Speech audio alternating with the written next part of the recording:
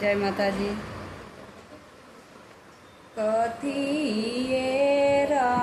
नैया छठिया मैया कथी कलू आरे आए कथिए नैया छठिया मैया कथी कलू आरे आए कथी छठिया मैया नैया बुझले जासे आए कथी पिए दनिया छठिया मैया नैया बुझले जासे आए सोने के नैया छठिया मैया रूपे कलू आरे आए सोने के नैया छठिया मैया रूपे कलू आरे आए मुखिया दनिया छठिया मैया नैया बुझले जासे आए केरा आवाल दनिया छठिया मैया नैया बुझले जासे आए आहे नारियल दनिया छठिया मैया नैया बुझले जासे आहे मीठ आवाल दनिया छठिया मैया नैया बुझले जासे अरे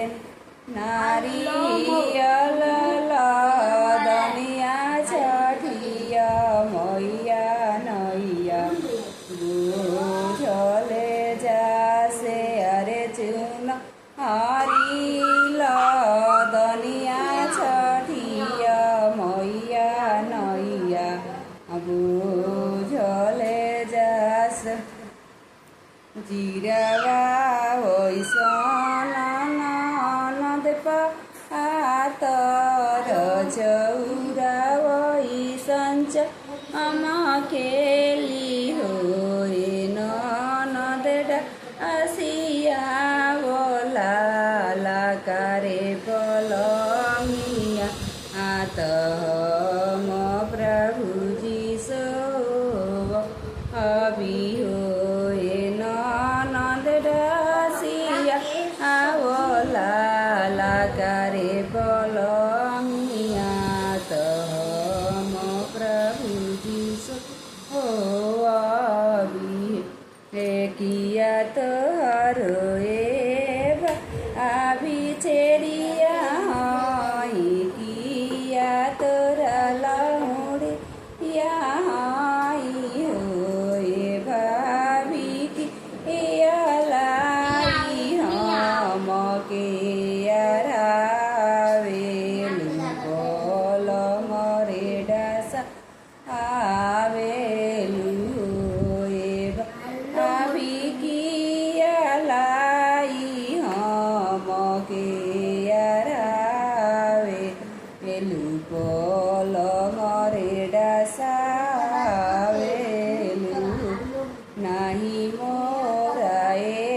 ननद चेड़िया आही मोरा लौड़िया ननद तू तो प्रभु जी के बहिनिया आता